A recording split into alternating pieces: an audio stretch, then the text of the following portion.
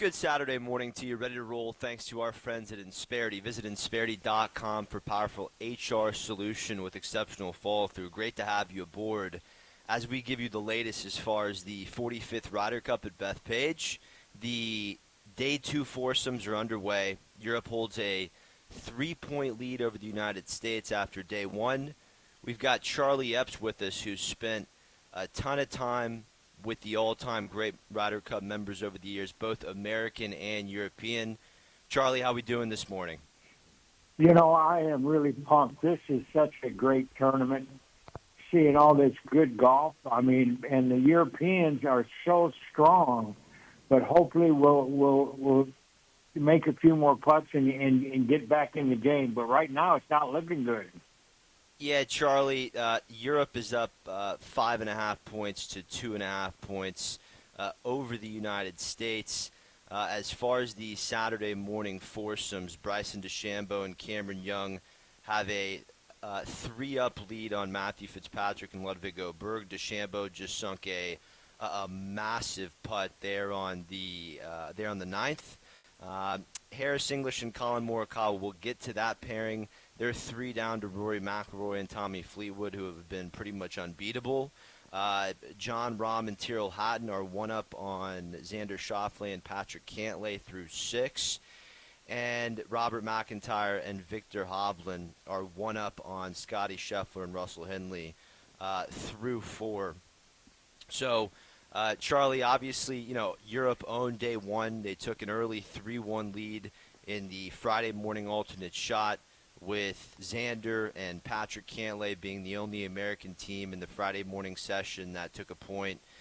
Bryson DeChambeau and Justin Thomas were unable to deliver out of the gate in that first group, but John Rahm and Tyrrell Hatton played extremely well. And then Europe took 2.5 points in the afternoon yesterday, with Rahm and Straka soundly defeating Scheffler and Spahn.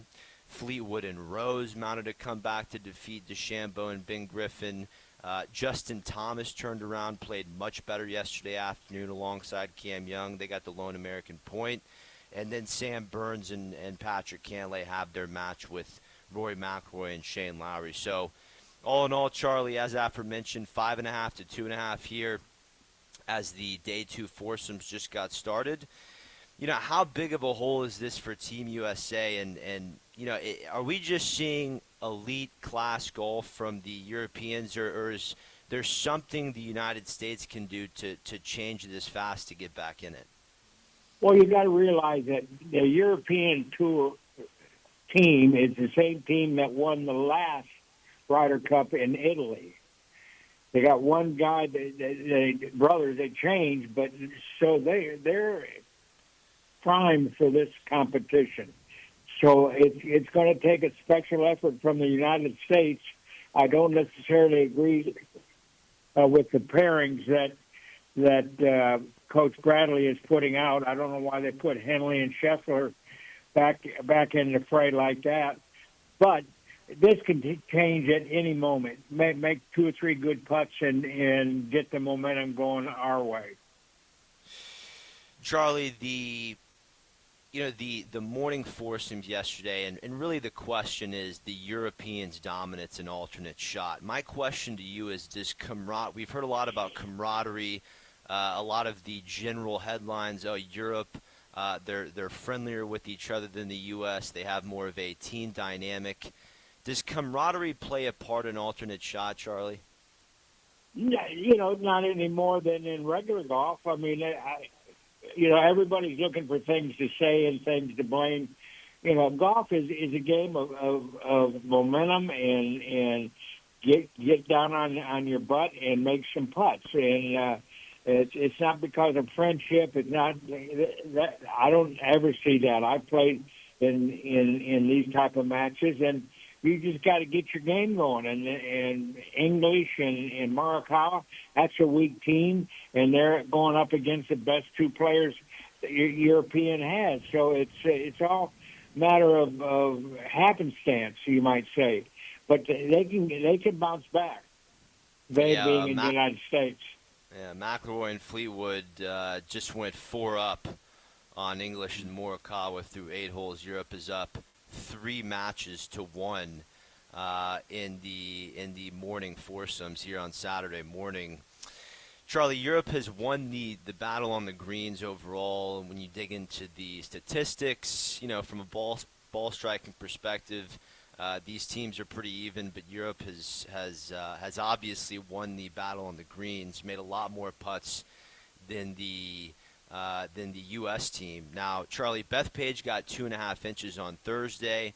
There's not much firmness to this golf course. The rough is cut down. Does that give the advantage to the Europeans when the American setup is maybe not how they planned for it 2 weeks out? No, I don't. I don't think so. I think the setup is fine. It doesn't. It's not an advantage from one team to the other. I think that's a misnomer. They're right on top of their game, and like I said, well, this team has already won a Ryder Cup 2 years ago in Italy, so they got that advantage. They're all seasoned veterans, where we got some rookies on our team that haven't been able to perform yet.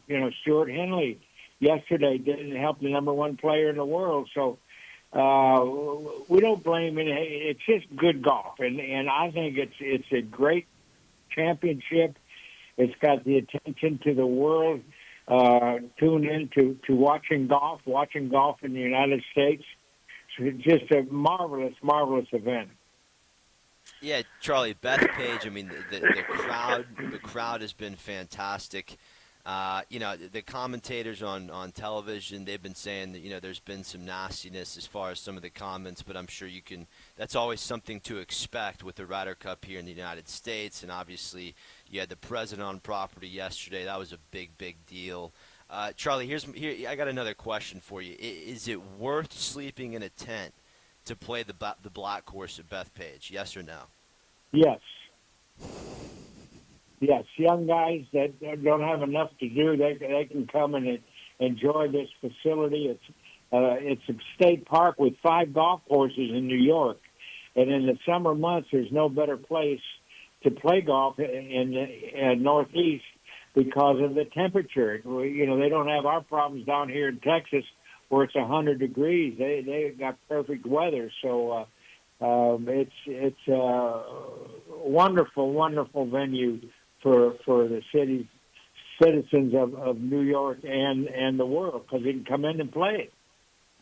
Charlie, I've got my DVR recorded all 3 rounds, so I can go back and watch. What is something as far as the weekend golfer, the listener, as far as learning something from this and learning something from the coverage and what these players are doing? What do you want the listener to take away this weekend? Well, these players are all very precise players. They can hit a ball within 1 to 2 yards from 200 yards or just chipping from the green, and they practice a lot, and they're consumed with the game, and so you can't play at this level unless you're constantly improving and doing, getting in golf shape. And it's marvelous to see. And although we got the number one player in the world, the Europeans have great players, and they've learned that in the United States. So they come, they live in our country, and they come and play our tour, and so they caught up to us, and it's marvelous to watch.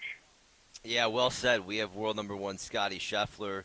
Unfortunately, he has gone 0-2 in his first 2 matches, and not getting better here on Saturday morning as him and Russell Henley are 2 down to Robert McIntyre and Victor Hovland standing on the 6th hole. You look at the rest of, we have one superstar in Scotty Scheffler. The next best American on this roster is world number 3 Russell Henley. I would say the rain, this course getting softer, definitely did not help Henley. He's a master class marksman, Charlie, but just not a whole lot of distance off the tee, and his driver was a little off from an accuracy perspective yesterday, and he put Scheffler in some bad spots. But you look at with the Europeans, it's not just one of them. I mean, Tommy Fleetwood's coming off his best season year to date. He's 2-0. He has hit the ball the best out of anyone in the field as far as his iron play. John Rahm, Charlie, is playing amazing. I mean, how about John Rahm? Is he built from Sevi cloth or what, Charlie? 2-0 in the Ryder Cup so far and just putting amazing, coming in the clutch. And I think him and Tyrrell Hatton are just a wonderful pairing. I know they're both live golfers, but they play beautifully together, Charlie. Yes, and their personalities are such that you know I don't think Hatton, I've ever seen him smile on the golf course. So they're a great twosome, and they know what they're doing on the golf course.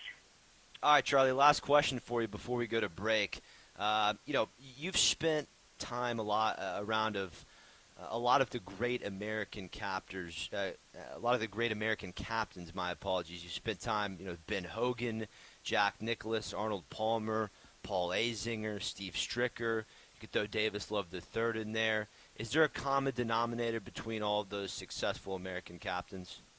Well, they're all champions. They're all won major championships. They know the game of golf, and they like this type of of a different type of a golf event that they can enjoy their fame and fortune, and to see Nicholas or Hogan, um, Ben Crenshaw, Tom Kite, Curtis Strange, it's a reward for their good golf, and they all enjoy the locker room and get to know their fellow competitors.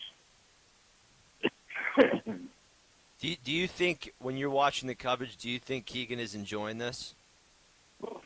Does he look like he's having enough fun, Charlie?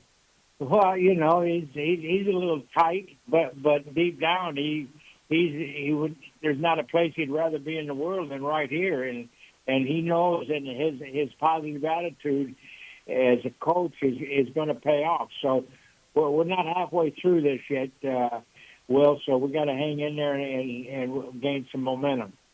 All right, more Ryder Cup coverage to come. Bryson DeChambeau and Cameron Young, they're two up on Matthew Fitzpatrick and Ludwig Oberg in the opening foursomes match. They're on the 10th green right now. Rory McIlroy and Tommy Fleetwood, they're 4 up through 8 on Harris English and Colin Morikawa. Wow. Keegan Bradley, he's never going to hear the end of that pairing over the next 10-plus years. Xander Schauffele and Patrick Cantlay, they just squared up their match with John Rahm and Tyrrell Hatton. They're on the 8th tee box, and Robert McIntyre and Victor Hovland are 2 up on Scotty Scheffler and Russell Henley through 5. The Europeans lead in 2 matches. USA leads in 1, and another match is all square as far as Rahm and Hatton and Schauffele and Cantlay. This is the Charlie Epps Golf Hour presented by Insperity. Back after this.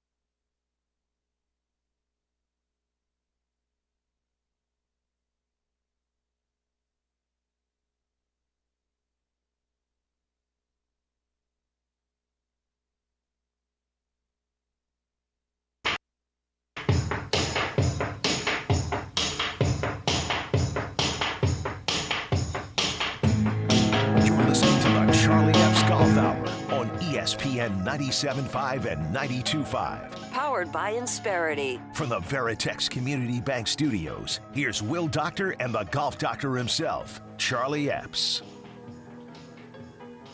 All right, welcome back to Day 2 coverage of the Ryder Cup. Will Doctor and Charlie Epps with you this morning. European, they're up 2 matches in the Day 2 foursomes. McIlroy and Fleetwood lead English and Morikawa 4-8. And McIntyre and Hovland are 2 up through 5 on Henley and Scheffler. Bryson DeChambeau and Cameron Young lead 2 holes over Matthew Fitzpatrick and Ludwig Oberg. They're on the 10th.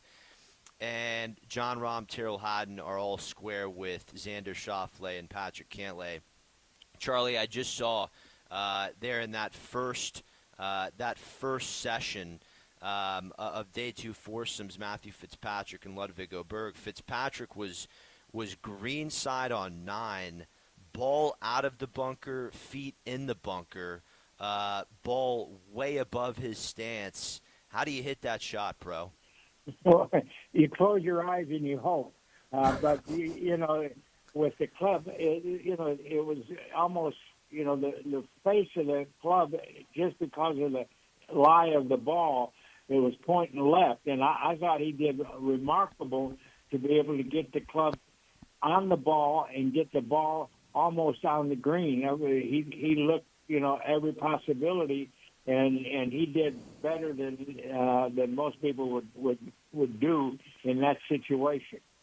We've seen Fitzpatrick's chipping come a long way since he's switched to the cross-handed chipping method. We've also seen Vijay Singh do that. Christopher Wright in there on the DP World Tour. But Fitzpatrick, bar none, does it the best of anyone we've seen. Is this something you would ever teach to your students, Charlie? Oh, sure. I taught one of my best students to putt left-handed because he couldn't putt right-handed. And if you can't chip, with a regular grip, you got to invent a new way to do something. And Don January always told me that. He said, if you can't do something one way, do it another way. And change is good. And look at what DeChambeau has done. Now he's gone 3 up on this first match, so it's starting to turn just a little. Wow, what a great putt, what a great win there on 10 for DeChambeau and Young. DeChambeau's fist bumping, he's fired up. Charlie, how about that when he putts DeChambeau? I mean that putter, he holds it extremely upright. Charlie, have you ever seen anything like that? Well, he's the most upright putter that I know. It's similar to when you could. When they had the long putters and they could get real close and with the putter being vertically, the path of the club is much more down the line and you don't put much side spin on it. So, his putter is borderline illegal. Here's Rahm with another funny lie. You're watching on television. I'm watching it as well, and Charlie, Scheffler and Henley just cut the deficit down to 1 against McIntyre and Hovland. Oh, yeah, here's Rahm. Here's Rahm. Feet in the bunker, ball out. He made it. I'm here on the Rahm shot, Charlie. Let's see. It's unbelievable. This guy is really... Oh, my goodness. Charlie, this is just the shot we were talking about. Yeah, but feet he almost in the bunker, ball out, Rahm chip in on the 8th. Yep. What'd you see there, Charlie? I see a lot of great imagination, and he didn't let the lie bother him. He found a way to shape his swing to suit the lie of the golf ball, and here we go. He's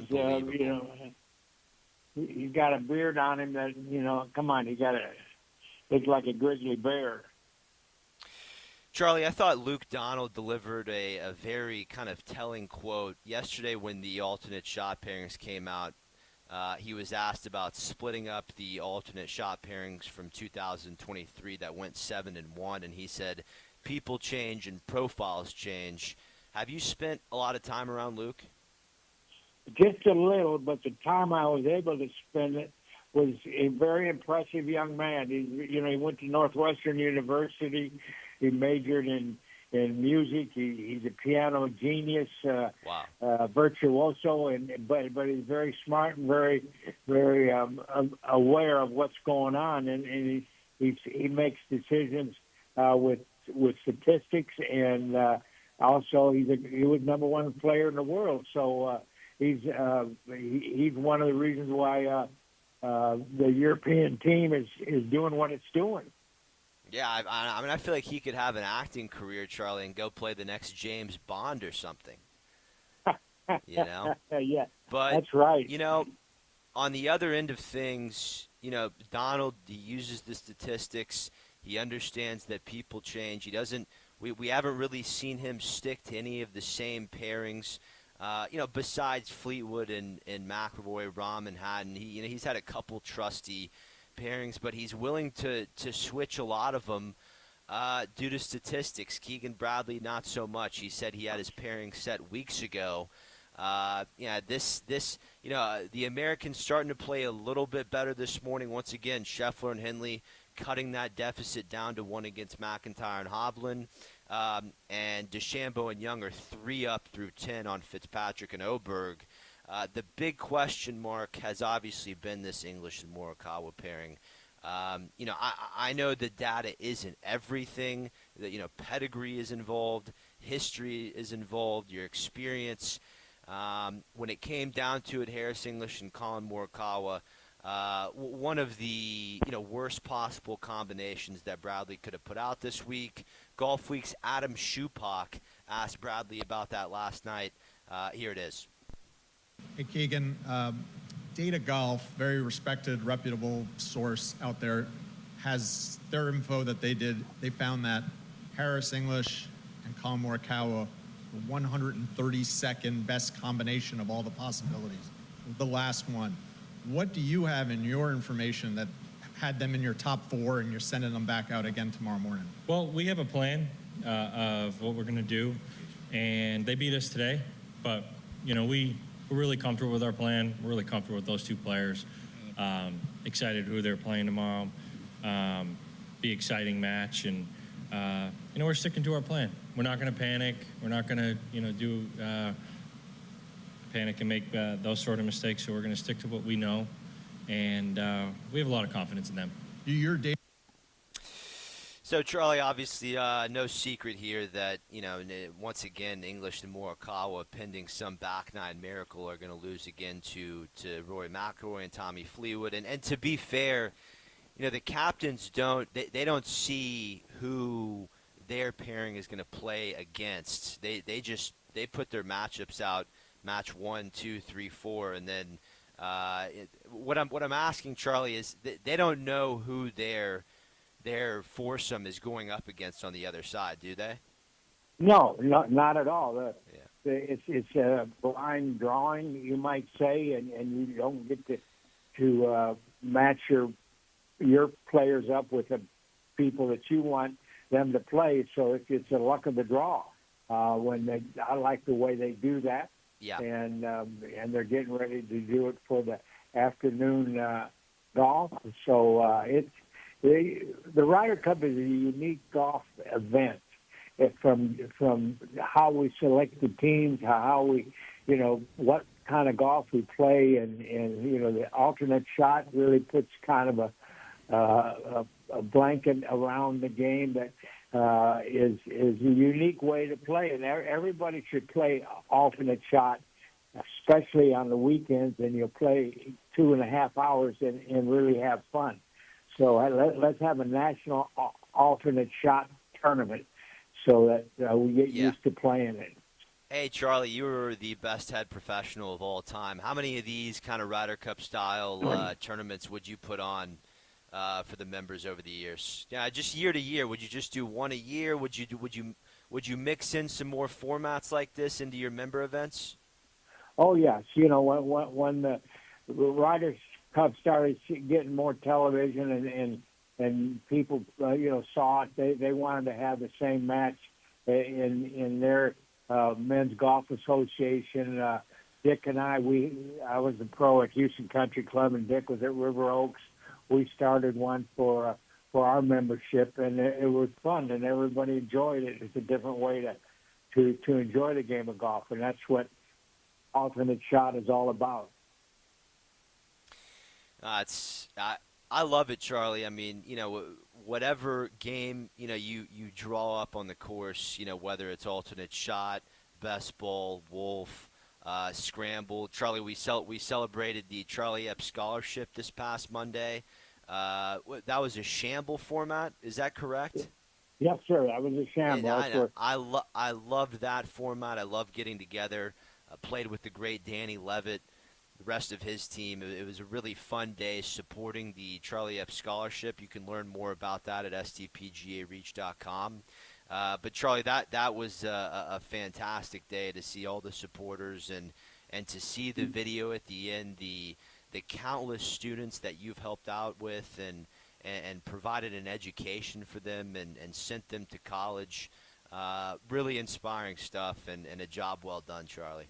Well, Will, thank you very much. And the PGA of America, which is an association that I'm a member of, we have an organization of 29,000 golf professionals all around the country, and we promote the game of golf, and we come up and we raise money, and our section offices, like Tom, he was our tournament director, and they just help out in every different way. And yes, we raise some good money, and the kids that participate in the Southern Texas PGA summer programs can write a resume or can write a letter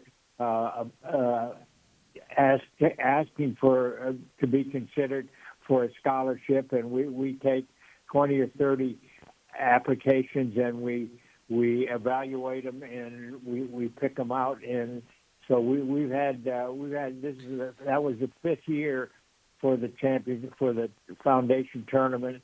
And I'll tell you the coolest thing, Charlie, was I remember the first two recipients of the Charlie Epps Scholarship. It was Holden Kittleberg and Maggie He, and Maggie's at UPenn, Holden's at the end of a great a 5-year journey at Rice University, and they've done so well year to year that you've continued the scholarship with them year after year. They have benefited from your scholarship all 4 years of their college career. I mean, that's incredibly special, Charlie. It's not just a one and done. It's not just a semester. You're really helping with the entire process as far as the high cost of university today. That's right, and they've earned everything we've given them, and the generous people in the golf community in Houston, Texas is second to none. There's thousands and thousands of dollars every Monday that these people give to events like mine, and Dick Harmon's foundation still does it, and it's so gratifying to give back to the community and to see these kids work hard and keep the game going. So many great companies to thank as far as supporting the Charlie Epps Golf Scholarship, but none other than the great Insperity. And, of course, we have business owners who feel like the walls are closing in. They need help. They need help running a business. They need help with their remote workforce, their HR compliance. Charlie, they have to keep their top employees happy. You've known a company since 1986, since it's been a staff, that has turned into Insperity, and you have a solution for these business owners that need help. You know, Insperity is a company that's just so unique. In 1986, 4 gentlemen, starting with Paul Sarvati, decided to put a company together that had the goal of helping small businesses to succeed and help with HR problems or also accounting. I mean, it's a diversified company, and they just signed as one of their ambassadors Tiger Woods to help. They're going to help him with his foundation and so on and so forth. So yes, it's quite a company, and if you have a small business and you want you want some help or you want to ask some questions, log on to Insperity.com and tell them Will and Charlie sent you by, because you'll be amazed how you're going to be treated. Before we head to break, here's a quick word from our friends at the Texas Golf Hall of Fame. Mike Booker, chairman of the Texas Golf Hall of Fame and holder of a record number of Texas Golf Association championships. The Texas Golf Hall of Fame is the foundation of golf in our great state. So many great individuals, Ben Hogan, Byron Nelson, Kathy Whitworth, Ben Crenshaw, and many others, lead the way in making golf in Texas known around the world. Now you can experience the history of Texas golf digitally at texasgolfhof.org and share with your family and friends. See you on the course.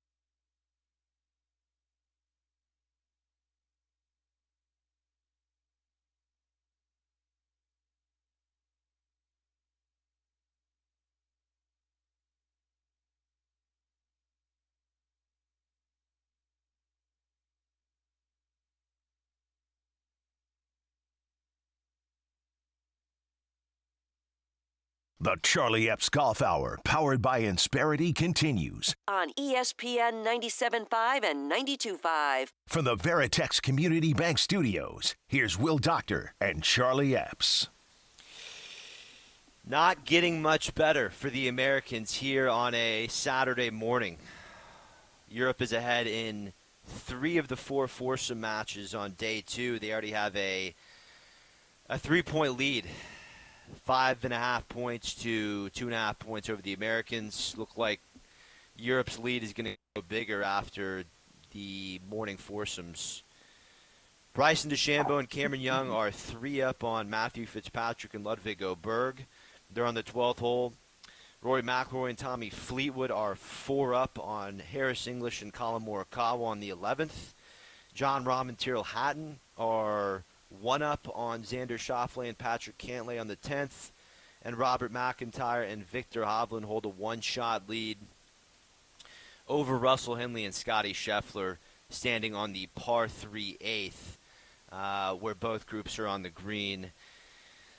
Charlie, Patrick Cantlay has obviously been the one shining light for the Americans. You know, in past years, him and Xander Schauffele have worked very well together. Xander having, just a little bit of some issues with the putter this week. Over the years, these Ryder Cups you've watched, do you like to see pairings get back together? Some historical American pairings. Remember Jordan Spieth and Patrick Reed? 10 years ago. Now it's Xander and Cantlay. It seems to be a pairing that the captains really like to go back to. Do you like that, or do you more subscribe that people change and profiles change? Well, people change and profiles change, and the captains change, and their reasoning for putting teams together is their personal view. But if you look at what's happening this Ryder Cup, is this European Ryder Cup won the last Ryder Cup 2 years ago.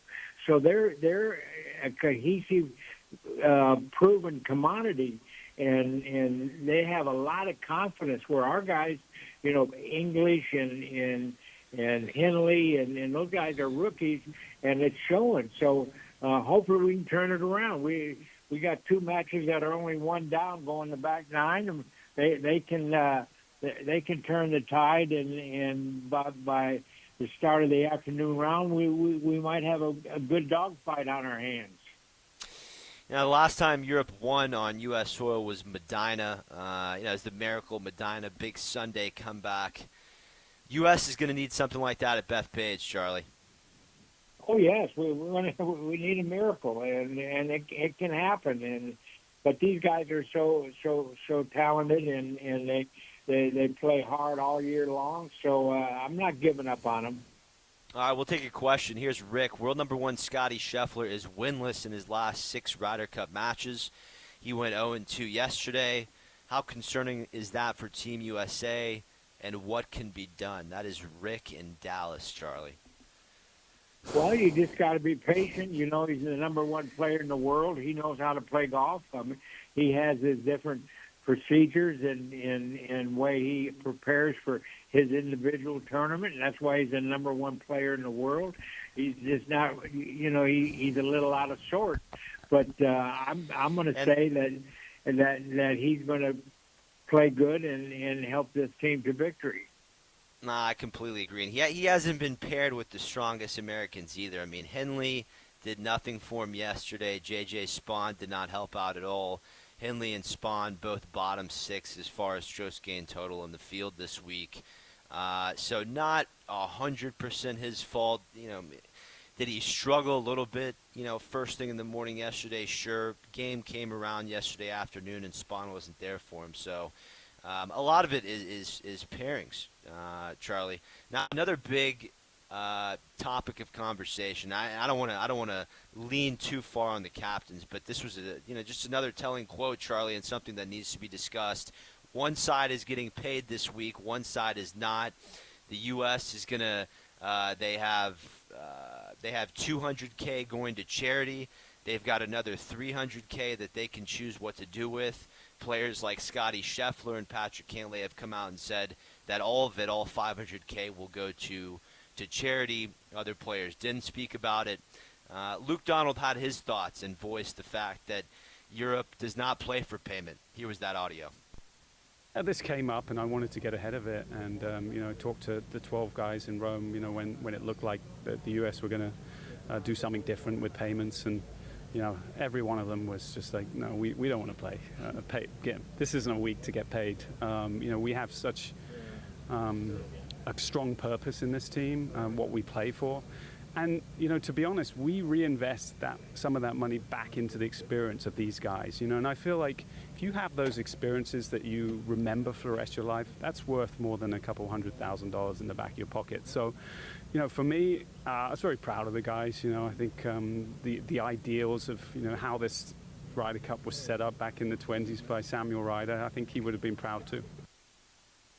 Charlie, you hear this, and it just feels like the European is the easier squad to root for. You and I are American, bleed red, white, and blue, and obviously on home soil, are rooting for this American team. But you hear those words from Luke Donald, and you want to hear equal passion from the Americans, and you're just not getting it. They look asleep out there, Charlie. I'm not sure I agree with you, and Luke has his opinion. We as a country and as a team, the board of directors, they can do whatever they want with that money, and our players will get it and they'll give to charity. I think it's wonderful what we do as a team in America. We show the whole world how generous we are, and we take care of a lot of people, and because we're generous, but we earn money too. So you take President Trump, what he's done for the disadvantaged, and then you got to make money to earn money to make money. So I mean it's catch-22, but I don't think it has anything to do with the golf. Fair enough, Charlie. We've got to take a quick break. Before we do that, we'll hear a 60-second spot from our friends at the Texas Golf Hall of Fame.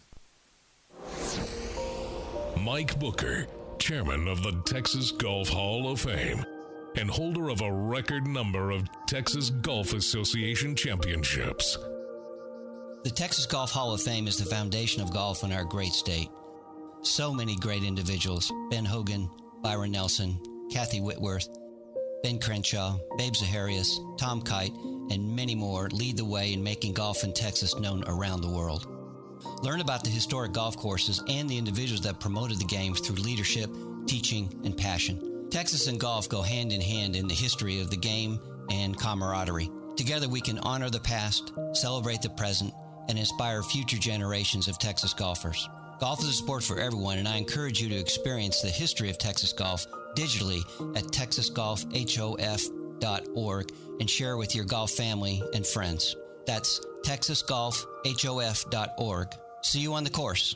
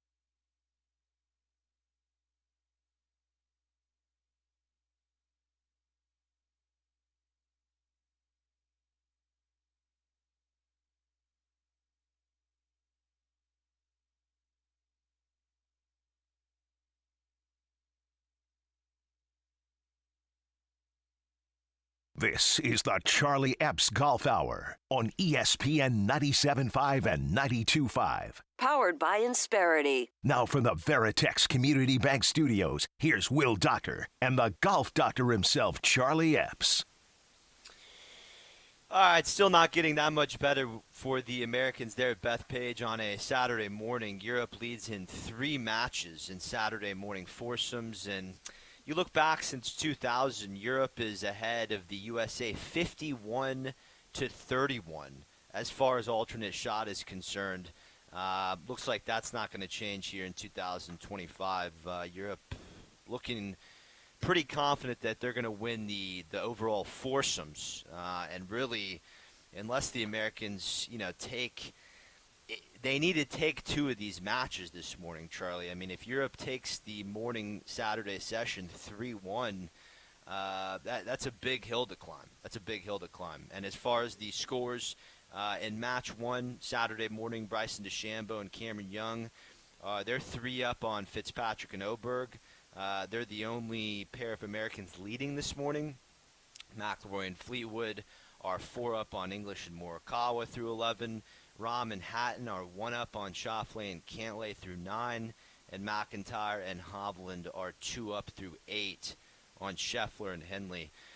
Let's get to a question. Here is Sam. Charlie, the atmosphere at Bethpage is electric. It's been a little hostile out here. How do players handle that kind of noise and pressure shot after shot? And for parents listening at home, how can they simulate this at home to practice tuning out distraction? Well, our players, our professionals, they thrive on this type of situation. This is why they like to play golf. The competition and the challenge, and they have the ability to have selective hearing. That's what Bob Rotella always taught me, that the players have to have selective hearing. And there's certain things that, just let in one ear out the other. So, and what can happen today is, so we're another couple points ahead. We can sweep this afternoon, and then tomorrow morning, on Sunday morning, with the individual, we could win the first 4 matches, and all of a sudden it's a whole different ball game. So, you can look at it, positive or negative, but there's a lot of different ways to skin the cat, and I think we're still in the ball game. Like the comeback Europe mounted in Medina almost 10 years ago, Charlie. I mean, when it comes to head-to-head, Charlie, 1v1 forecasting Sunday, the Americans, once again, should have the advantage over Europe as far as head-to-head. It has not gone that way in the team format. You see something like that, that's a possibility, Charlie? This is not over, in your opinion? No, it's not over. I mean, the numbers are, there's still enough points to win, to turn the tide. And, we saw the miracle in Brooklyn when they came back. Ben Crenshaw had a special feeling about what was going to transpire. And Justin Leonard made that incredible putt on the 17th hole that led to a victory. And so we got to keep on keeping on. We're from the United States of America, and those red, white, and blue stripes and stars, I believe in them 100%. Nah, no question about it, Charlie. Cantlay, Cam Young, Justin Thomas. I'm surprised Justin Thomas isn't out there this morning, Charlie. Obviously a veteran who found his game yesterday afternoon and was sat this morning, but he'll be rested. He'll be well rested for this afternoon and for the Sunday singles. And you look at the 2 best groups for Europe. It's obviously Jon Rahm and Tyrrell Hatton, but I've just been so impressed with Rory McIlroy and Tommy Fleetwood. Not only this week, but just the last 5 months, both of them. I mean, Rory has 5 wins in his last 25 starts, just won the Irish Open at the K Club. Tommy Fleetwood, what a run in the FedEx Cup playoffs, was in contention at the St. Jude, didn't get it done, had a great attitude about it, was in contention at Case Valley for the BMW, couldn't close the door. Once again, had a great growth mindset about those two losses, and then he went and won the Tour Championship. Luke Donald was asked to speak about him this week. He was the European captain on Tommy Fleetwood.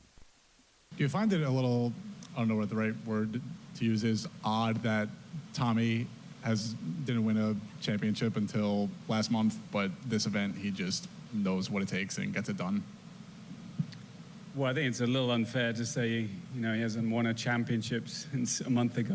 He's a world-class player that's won a bunch around the world. It took him a little time and had to, go through a few opportunities that let slip, for sure. But I think that, for Tommy, he reframes it in such a positive way, and I think that if you see it in a positive way, that the ones that get away, it only makes you stronger. And I think Tommy, he's a guy that just loves being around the team, and he loves contributing to that team, and he's a nice player to play with. I think he's at the top of the list of a lot of guys on our team that people want to play with. Charlie? I mean, Luke Donald is a unique captain, and he's not going to talk bad about his players. And Tommy Fleetwood, look at how many tournaments he played in the United States without winning. All of a sudden, the putt dropped at the right time, and he won the Tour Championship. Stuart Henley is going to be tough, and Cameron Young is going to be tough. So it's going to be interesting. You can't say it's over until it's over. Yeah. Charlie, for the people kind of just wondering about, Scheffler's performance thus far, we already went over it. There's a little combination of a couple things. Yesterday morning when paired with Henley, Henley didn't hit the ball great. Scheffler had a little bit of a rough morning. Scheffler then found his game in best ball yesterday afternoon, but J.J. Spaun was nowhere to be found alongside him. And this morning, McIntyre and Hovland playing some great golf against Scheffler and Henley. Henley just burned another edge on 9. Really close putt. He's really hitting some great putts, Charlie, just not going in. But when you look back in history, we haven't seen a world number 1 start 0-2 at the Ryder Cup since Tiger Woods. And Tiger had his... Hey, Charlie, can you hear me all right? Yes, I can. I'm sorry. Yeah, I was talking about Scheffler, the fact that he went 0-2 yesterday. Maybe not all his fault. A little bit of a rough go with the irons yesterday morning. But we haven't seen that since Tiger Woods did it. And, of course, we know Tiger had a little bit of a rough time with his overall record in team play. Why was that, Charlie? When you remember watching Tiger at the team events, what was the struggle there? Well, everybody wants to beat Tiger when he was number 1. Everybody wants to knock the Humpty Dumpty off the wall. And, you look at Tiger's match play championship record in junior golf and then in winning the U.S. Amateur. So he won his fair share of matches. But, sometimes the good player brings the good player out of his opponents. And so it's the magic of sport. You can't judge the game until it's over. You can't. You gotta hang in there and keep playing the game, and that it'll turn at any moment, and so that's what I want to focus on. Charlie, when you look at the world of junior golf today, a lot more players, maybe playing more of the individual junior golf schedule over, maybe high school golf. Obviously, high school golf is still very popular. How important is it to, in high school, learn how to play with the team? You get to practice some of these formats versus, the juniors that really just play an individual schedule. Well, yeah, exactly right. And coaches come and coaches go, and you got to, take myself, for example. My high school principal told my parents that I should just go in the Army, that I'm not a good student, so just let him go in the Army. And here they let me go by myself and make a living, and I'm a member of the the Texas Hall of Fame because I had guts and I had people that believed in me. We got to believe in the American team, and we'll win this on this weekend. Charlie, great job this morning. Thanks, Ryan Morrow, behind the ones and twos. We'll see you next weekend here on the Charlie Epps Golf Hours by Insperity HR that makes a difference. Good.